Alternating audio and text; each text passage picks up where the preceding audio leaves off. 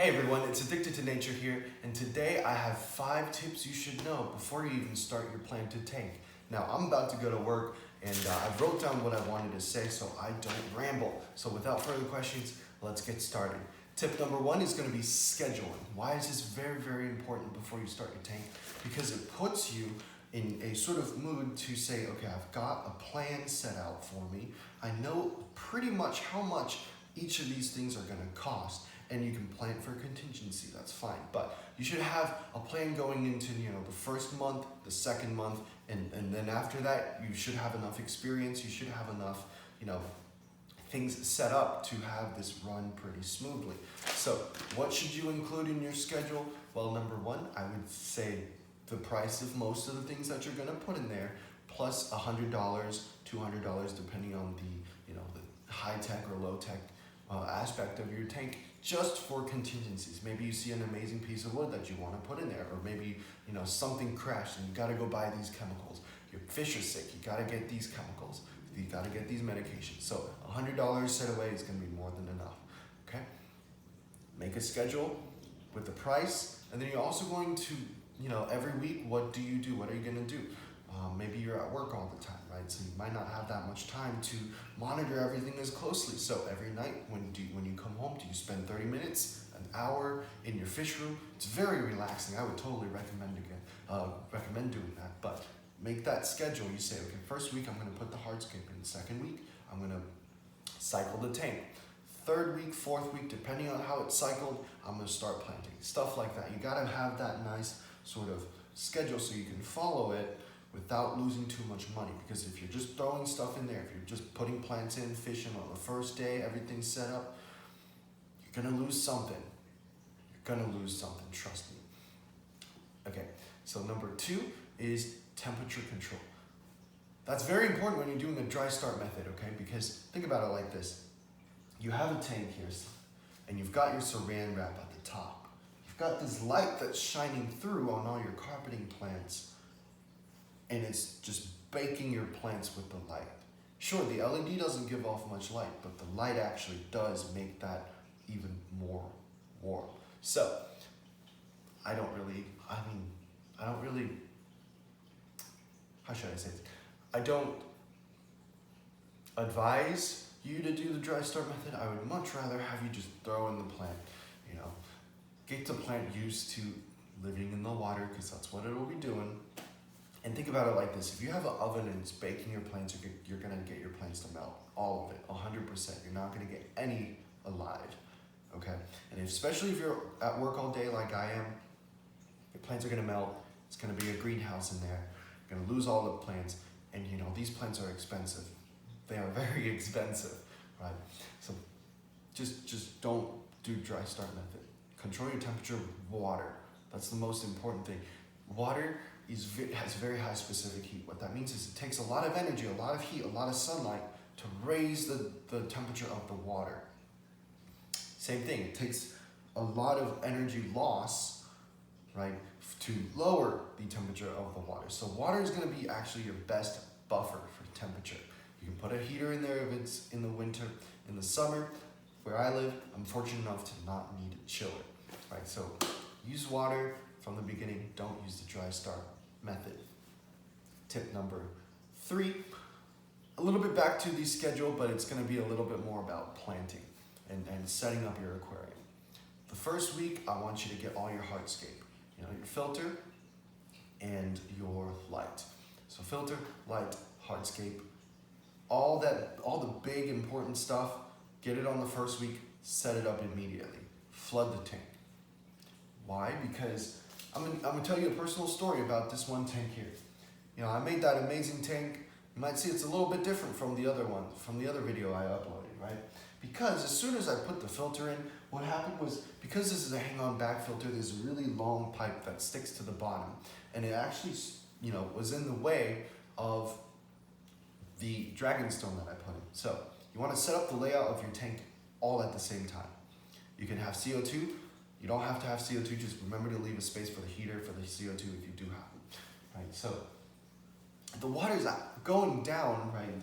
The filter's dropping the water down, and it's actually strong enough to actually just move my substrate all the way forward. So I made this amazing slope back, and then the filter just runs it right back down, right? So it's kind of like blowing on a dandelion. If you've ever done that as a kid, and all the seeds just go crazy. Same thing with the substrate and the filter.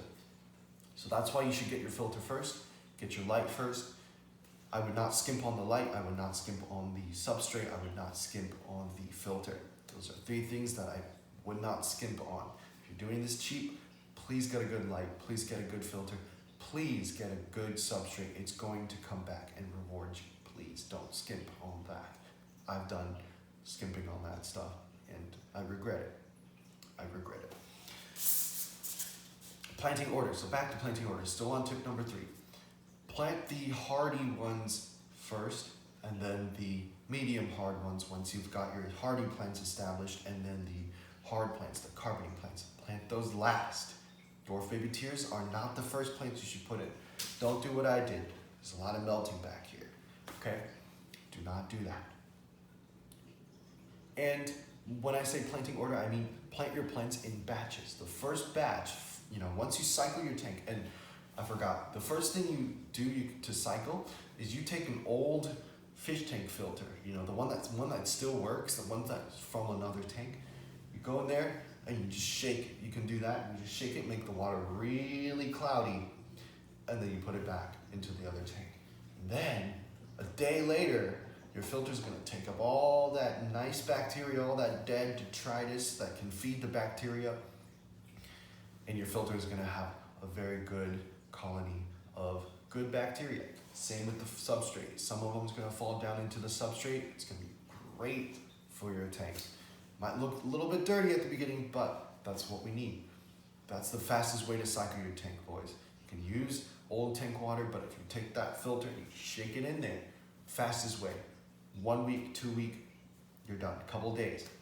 It's good. Okay? So once you start planting, first batch, take the Java moss, the Anubias, the Amazon sword, all those, the Java fern, all those really easy low light plants, put them in your tank, see how they do. If your Java moss starts melting back, that's fine. If your Java fern starts melting back, okay, you might want to, maybe hold off, cycle a little bit more. If your Anubias start dying, if your Amazon swords start dying, you got a problem, make a water change. And that's why I said to do them first, to the indicator species. They indicate whether or not this is a good environment, whether or not the hardy plants or the less hardy plants are going to survive. And then 2 weeks after that, make sure everything's good, nothing's melting, whatever. And then you can start planting the medium hardy ones. To me, that would be Vallisneria. People say it's an easy plant. I always kill them. So I would plant those in the second batch. Okay, Vallisneria, things like dwarf hair grass. Okay, that's one of your carpet plants. Whoa, great. One of the carpet plants. Dwarf hair grass spreads like a weed. They make these little runners, and then the little runners have these little white fuzzy roots that come off. They run straight down. So if you see like a weird fuzzy thing, it's a root. And at the top there's like the green part that grows through, and then they go straight into the soil. You can bury those. You can let them run, whatever. But second week or second batch, things like dwarf hair grass, things like Vallisneria. You could have your bacapas, your subwassertanes. Those are medium hardy plants that the buse plants that you see everywhere. And then last week, so it'll be the month after actually. So if you're leaving 2 weeks between plantings, it'll be the next month, right? Then you can put in your hard plants, your Monte Carlo, your dwarf baby tears, the red plants, a lot of the red plants like, none come to mind. But the hardy plants, leave those last. Make sure everything else is good before you plant them. But the goal is to have your plants survive first. It's not to make a beautiful aquascape. It's not to make a beautiful carpet. Sure, if you have the money for it, you can plant everything from the beginning and just replace. But I don't. I don't have the money for it. I want to make sure most of my plants can survive. All of my plants can survive, if that's okay. So, tip number 4, fertilizing and light and stuff like that, right? So, with fertilizers, if you're following what I'm doing, before you cycle your tank, you're not going to have any plants in there. So don't fertilize, obviously. You're just gonna be feeding algae, right? So it should be the first month or so. If you don't have another tank, this is your first tank. First month or so, don't fertilize anything. Once you get your plants going, the first couple of weeks, you can do a very small amount of fertilizer. I would just leave that out until, maybe the second week. And the reason being, the first week, we want them to be okay with our water parameters, which are hopefully stable by now. First week, they just want to get used to the water. Then you can start fertilizing, and then they'll start, making new leaves that are good for the water, and then you can add a little bit of fertilizer in, keep them going until you get your CO2, if you want your CO2, all that stuff. So fertilizer in the beginning, a little bit. And then the next week or so, once they're getting better, you can start adding more and more and more up to the amount that you would normally add. Lighting, same thing. The first couple of weeks when you're just siting, when you're just cycling, you don't need that. You don't need the light, right? Natural sunlight's gonna be good. Once you put your plants in, start with maybe a 5 to 6 hour day photo period, and then 7 to 8, and later in the cycle, just gradually work up to that, but not too gradual, but just gradually have your plants get used to the light, to the water, to the temperature. Last tip, fish, stocking. Don't put your fish in before you cycle your tank. Everyone tells you that. But what you can do is you can put 1 algae eater in there. Depending on the size of your tank, 1 or 2 algae eaters. I recommend autos. They can eat a lot of dead things. They can eat a lot of algae. You can do a dwarf pleco if you like them. I have a dwarf pleco in one of these tanks. I don't remember which one. They're great. No algae in the tank whatsoever. I have to feed those, though. They eat a lot. They poop a lot. But they're really good at keeping your plant clean, and I mean it. Like one night, I can just take that dwarf pleco, and I put it in my 30-gallon behind you guys, and in one night, all the algae is gone. Everything that's dirty is clean now. And then I can take that, I can put them back. They're hard to catch. Algae eaters are great though. Why would I not just throw a bunch of tetras in here? Because tetras are kind of hard to keep alive, especially the neon tetra. And and tetras are expensive. They're like $2.50 where I'm from. And I saw these amazing rummy nose tetras. They were $4 each. I don't have the money to have $4 fish die on me all the time. Zebra Danios, they're good. People use them for experiments.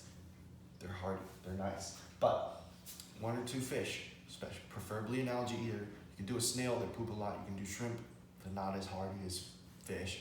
But that should be about all. Yes, that's all.